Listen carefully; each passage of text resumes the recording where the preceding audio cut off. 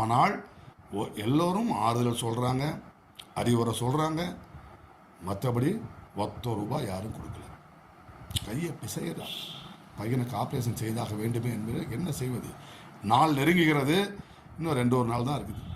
அப்பொழுது புரட்சித் தலைவர் எம்ஜிஆருடைய அமைச்சரவையில் HV ஹண்டே சுகாதாரத்துறை அமைச்சராக இருந்தவர். ஆனால் இப்போ அவர் அமைச்சர் இல்லை.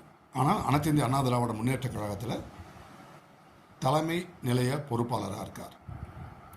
அவர் டைப்பிஸ்ட் கோபுவை பார்த்து, நீங்கள் போய் சின்னவரை பாருப்பா, உனக்கு உதவி செய்யறதுக்கு வாய்ப்பு இருக்குது என்று சொல்ல, டைப்பிஸ்ட் கோபு தலைவருடைய ராமாவரம் தோட்டத்திற்கு செல்கிறார். புரட்சித் தலைவரை காத்திருந்து சந்திக்கிறார். புரட்சித் தலைவர் என்ன ஏதுன்னு கேட்குறார். இவர் விஷயத்தை சொல்கிறார்.